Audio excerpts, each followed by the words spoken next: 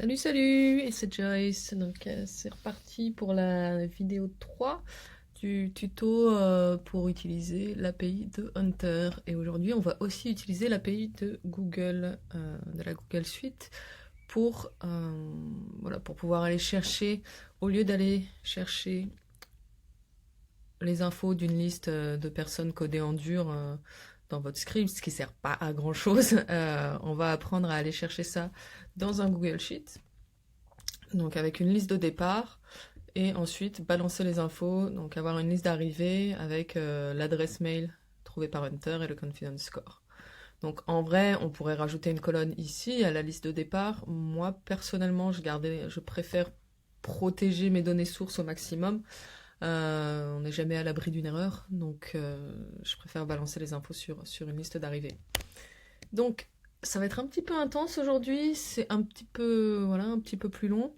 Donc je vais commencer direct. Deux petites choses à ajouter, à importer. Des modules pour pouvoir interagir avec Google Sheets. Et aussi pour pouvoir s'authentifier à votre compte Google. Voilà, donc il faut importer ces modules-là. Donc on a la fonction qui va chercher les infos dans Hunter à partir d'un prénom, nom, domain name, nom de domaine, et on a la fonction qui nous permet d'aller chercher les infos dans une liste. Donc ça c'est bon. Maintenant, ce qu'il faut qu'on fasse, c'est qu'on s'organise pour aller chercher les infos dans Google, quoi. Donc, première chose, il va falloir qu'on aille ici. Donc, si vous tapez console.developers.google.com, vous allez atterrir ici, en étant connecté déjà à votre compte Google, hein.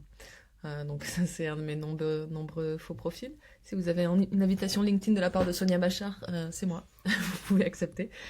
Donc voilà, vous allez sur console.developer.google et à partir de là, il faut dans un premier temps créer un projet. Donc moi j'en ai déjà un créé, mais voilà, j'ai pas réussi à le supprimer pour vous montrer comment partir de rien, mais en gros voilà, ici vous devriez pouvoir aller créer un nouveau projet et en créer un deuxième. Ou enfin un tout neuf, vous l'appelez comme vous voulez. C'est vraiment, voilà, si vous faites nouveau projet, ça ressemble à ça, donc c'est juste lui donner un nom et créer, et c'est juste ça. Voilà, donc une fois que vous êtes dans votre projet, il faut qu'on aille activer, en fait, il faut qu'on dise quelle API on veut utiliser. Donc on veut utiliser Drive, parce que notre Google Sheet est dans un Google Drive, donc Google Drive API. Tac, tac, tac, activer.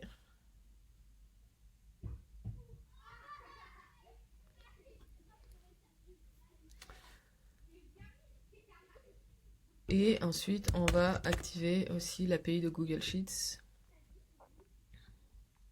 Voilà. Donc ça, c'est parce que notre Google Sheet est dans un Google Drive, donc on a besoin de l'API de Google Sheets et de l'API de Google Drive. Donc on a activé ces deux choses-là. Ensuite, ce qu'on va devoir faire, c'est créer des identifiants. Donc ça, il y a trois façons de s'identifier pour accéder aux API activées de Google. Alors là, très franchement, je ne sais pas laquelle des trois est la meilleure solution. Pour ma part, j'ai appris à le faire avec compte de service. Je ne suis pas sûre de comprendre les trois différentes façons de s'authentifier. Donc si quelqu'un sait et veut rajouter l'info dans, dans les commentaires, go, quoi, ou si... Moi j'ai appris comme ça fonctionne très bien. Donc on fait créer des identifiants, compte de service. Là, moi, je l'appelle Joyce pour savoir que c'est moi. Encore une fois, je suis pas sûre de quelle est la best practice de comment on est censé créer ces identifiants. Moi, je le fais comme ça. Utiliser API Hunter. Hop, on crée ça. Ensuite, on sélectionne un run. Donc, je suis propriétaire. Hop, continuer. Et là, il faut créer une clé. Donc, je vais créer une clé. et je vais créer une clé JSON.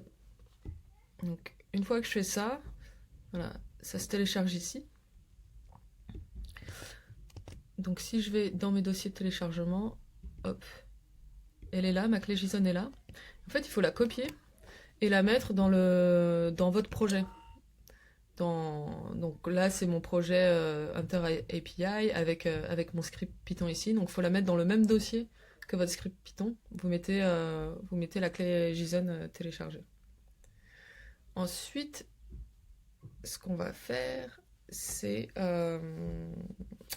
on ouvre cette clé JSON. Et là, ce qui s'appelle client email, on va le copier. Hop. On va aller dans notre spreadsheet et on va partager avec cette personne. Voilà. Et on peut lui donner l'accès éditeur. Voilà, donc en gros, là, ce qu'on a fait, c'est que on a été dire à Google, ok, je veux accès à l'API Sheets, je veux l'accès à l'API Drive parce que mon sheet est dans le Drive. On a créé un identifiant, on a téléchargé la clé JSON et on l'a mise et on l'a mise dans notre dossier, dans le dossier de notre projet Python. Et on a dit au Google Sheet, bah voilà, tu peux partager.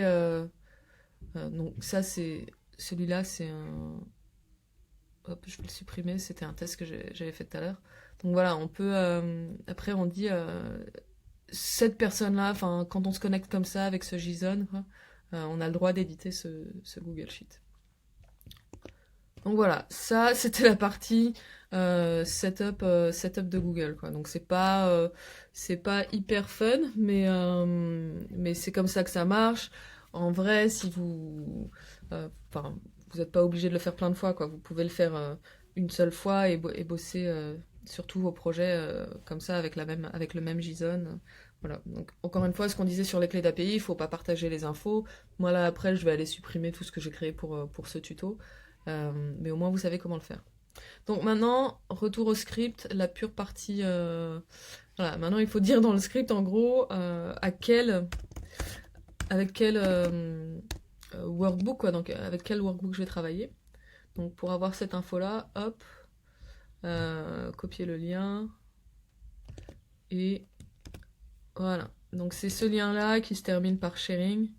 Donc là, on est en train de dire le fichier avec lequel on va travailler, c'est celui-ci. Ensuite, il faut qu'on s'authentifie à Google. Donc, pour s'authentifier, il va falloir qu'on définisse qu'on donne le nom de la clé JSON, quoi. Donc ça, c'est hop, on va là. Ça s'appelle comme ça, .json. Donc voilà, là on a la clé JSON. On va devoir dire que nous, ce qui nous intéresse, c'est de travailler avec Drive, avec le Drive et avec Google Sheets. Donc ça, c'est des URL. Voilà, on va pas les retenir. Moi, pour être très honnête, en regardant la doc des API de Google, je comprenais pas grand-chose. Donc j'ai été chercher un tuto sur YouTube et voilà, c'est comme ça que j'ai l'info, quoi. Hop. Là, c'est apis.com/. Voilà, donc ça c'est voilà l'URL qui dit on travaille avec Google Sheets et l'URL qui dit on travaille avec Google Drive. Hop. Et ensuite il faut donc ici on avait importé les services account credentials. Donc c'est ce dont on va se servir là. Donc on va dire on utilise ce module là et on lui dit on veut utiliser la fonction from JSON et on va lui donner le key file name. Donc on va lui donner le nom du JSON qui est ici. Donc on lui donne le nom du JSON. Et ensuite on lui dit où on veut que ça s'applique, quoi. Ce JSON, il va nous servir à nous connecter à ce scope-là, enfin à ces deux applis-là, donc le Google Sheets et le Google Drive. Voilà, donc ça, on va le mettre dans une variable qu'on va appeler, c'est mes identifiants. Et ensuite, pour se connecter, c'est jspread, donc c'est ça, là, ce module-là, jspread.authorize. Authorize. Et là, on lui passe les infos qu'il faut lui passer, c'est nos identifiants. Voilà, c'est ça. Donc en vrai, là, on pourrait juste mettre ça là et le mettre ici. On n'était pas obligé de créer une variable, c'est juste, voilà, c'est plus simple comme ça. Et ça, je vais pareil le mettre dans une variable. Hop. Donc là, on a tous les éléments pour pouvoir dire à Google que c'est nous, c'est bon, on est bien. Donc maintenant, on va créer une fonction pour aller chercher l'info qui est ici dans ma liste de départ. Donc dans la vidéo 2, on avait créé une fonction pour aller parcourir une liste. Donc on va utiliser cette fonction mais appliquée à cette liste-ci. Donc, hop, on va faire get data from workbook. Et voilà. Et le workbook, ça va être hop, open by URL. Hop. Et là, on va lui passer le workbook qui est ici. D'ailleurs, pour que ce soit plus clair, on va dire workbook URL. Workbook URL. C'est plus simple comme ça. Donc là, on est en train de dire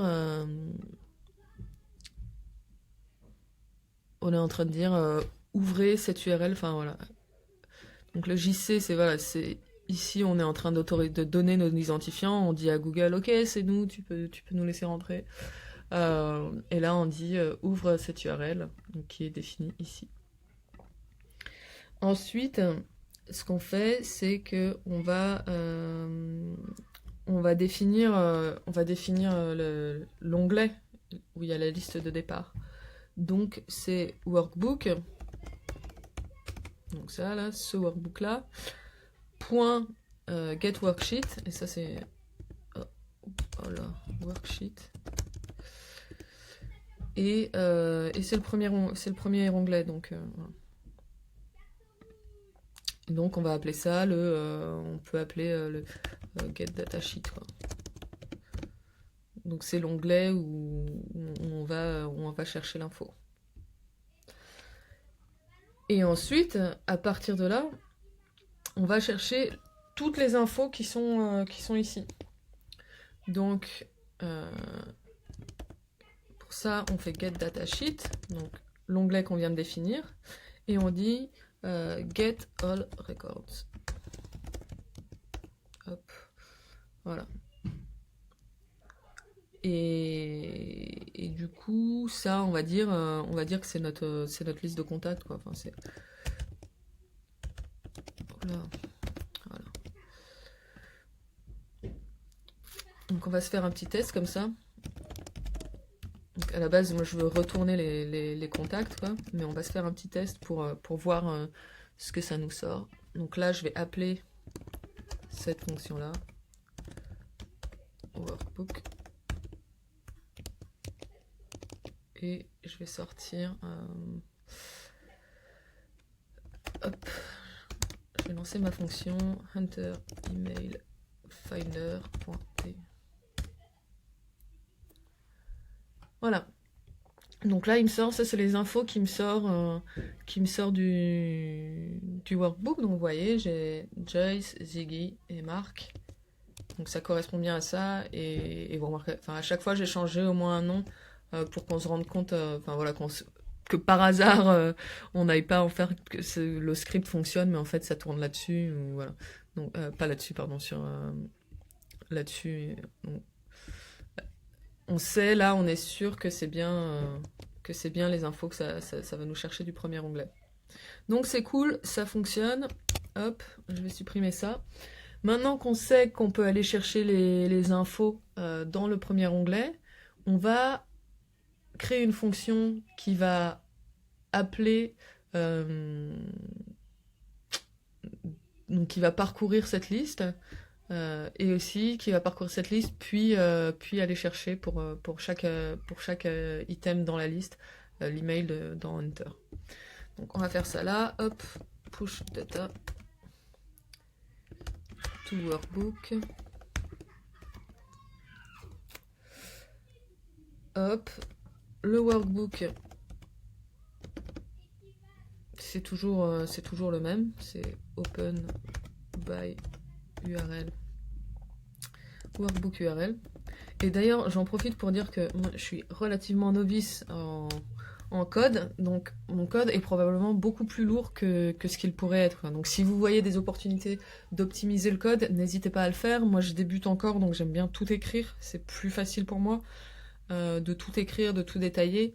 Donc là par exemple je suis en train de réécrire quelque chose où voilà, peut-être que j'étais pas obligée de le réécrire. Et dans le reste de cette fonction, pareil, je vais tout aller dans le détail, alors que je pense qu'il y a clairement une façon de faire pour optimiser le code. Donc n'hésitez pas, vous, après, à retravailler le code et à le rendre plus efficient. Ensuite, donc là, j'avais défini le get datasheet. Donc maintenant, je vais définir le push datasheet. Et donc c'est workbook.getWorksheet. Et donc c'est le deuxième onglet. Voilà, donc là on a cette info là, et ce qu'on veut faire, c'est qu'on a aussi besoin de créer notre liste de contacts. Donc c'est à dire que là par exemple ça nous retourne le contact, donc on va aller chercher, hop, workbook. Donc voilà, là on appelle cette fonction là qui nous retourne une liste de contacts, donc la liste de contacts qu'on a sortie ici. Et cette liste de contacts, on veut l'avoir à l'intérieur de notre fonction. Je sais pas si c'est la façon la plus efficace de le faire, la plus efficiente. Peut-être que ce serait mieux de créer une variable globale pour que contact ça soit rattaché à une variable globale, et qu'ici on puisse juste appeler, on puisse passer contacts là-dedans. Ce serait peut-être mieux de faire comme ça. Moi là je le fais étape par étape, encore une fois ça m'aide de le faire comme ça, je trouve ça plus clair comme ça. Ok, donc ensuite pour chaque contact dans Contacts, on va faire first name, ça sera égal à l'item qu'on avait là. Donc là en fait on a déjà ces infos, on a déjà le first name, last name et domain name. Donc ce que je vais faire, c'est que je vais juste prendre contact, first name,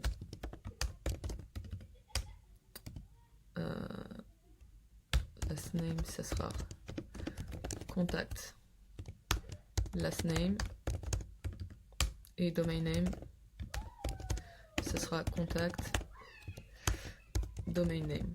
Donc là clairement c'est pas voilà, c'est pas le code le plus efficace. Il y a forcément un truc où on a déjà cette info, donc en vrai le fait qu'on soit en train de la réécrire, c'est pas bon signe entre guillemets. Enfin c'est signe que le code est pas efficient et qu'on peut le simplifier. Mais encore une fois, pour moi c'est une étape, et c'est ce qui m'aide à comprendre ce que j'écris. Du coup ensuite on va faire contact info. En fait on va appeler ça get email from Hunter, et vous vous souvenez que ça nous sort le contact info. Donc en fait c'est peut-être plus simple si je vous le fais comme ça. Donc get email from Hunter, hop. Donc pour chaque contact on va get email from Hunter avec first name, last name et domain name. Je vérifie juste là. Oui, on avait bien écrit domain name. Ok, et donc ça va nous retourner contact info, donc je vais le mettre dans une variable qui s'appelle contact info. Hop là. Et ensuite, donc comme on a ça, c'est email adresse, ça sera égal à contact info. Donc est-ce qu'on aura trouvé là? Vous vous souvenez, contact info, c'est un dictionnaire. Hop. Et c'est un dictionnaire qui a toutes ces infos là. Donc first name, last name. J'ai ça, je me souviens pas d'avoir ça. Ouais, on va voir ce que ça donne. Alors, du coup, contact info et ça sera email adresse et confidence score. Hop, email adresse et confidence score, ça va être contact info confidence score. Voilà. Et vous allez voir que ça va pas tout à fait marcher, mais on verra ensemble comment résoudre ce truc-là. Ok, du coup, ensuite, nous, ce qu'on veut, c'est que la donnée, elle soit balancée là, sur ce deuxième onglet. Et du coup, pour faire ça, il faut qu'on dise à notre script à quoi va ressembler, à quoi va ressembler notre ligne, quoi. Du coup, on lui dit notre ligne, ça va être égal à first name, ensuite last name, ensuite domain name, ensuite email adresse, ensuite confidence score. Et là, clairement, c'est vous qui choisissez dans quel ordre vous voulez les choses. Moi, c'est comme ça que je l'ai mis, mais voilà. Donc là, on définit notre ligne, quoi. Et ensuite, on lui dit, donc, on va dire sur cet onglet-là, donc sur l'onglet Push Datasheet, on va insérer une ligne. Et la ligne, elle s'appellera, c'est celle-là, quoi, c'est cette variable-là. Donc ça sera ce format-là. Et il faut qu'on lui donne un index aussi. Et l'index, il faut qu'on le définisse avant, donc. L'index, nous, on va vouloir à chaque fois qu'il rajoute une ligne ici. Juste parce que c'est beaucoup plus simple que de voir. Enfin voilà, comme ça, à chaque fois, si on rajoute à cette ligne-là, ça fera... Donc mettons, si on a des infos là, bah, automatiquement, si on rajoute une info là, ça va basculer l'info ici. Je vais vous montrer comment faire ça. Donc l'index, ça va être 1, parce que l'index 0, c'est le nom de nos colonnes. Donc là, l'index, ça va être... Pardon, l'index, on va le définir là. Plutôt, au tout départ, l'index, ça va être 1. Et ensuite, à chaque fois, on va rajouter une ligne. Voilà, on va le faire comme ça. Ok, du coup, là, si je tente ça, alors, on va le faire. Push data to workbook. Voilà. Alors, on va relancer le truc.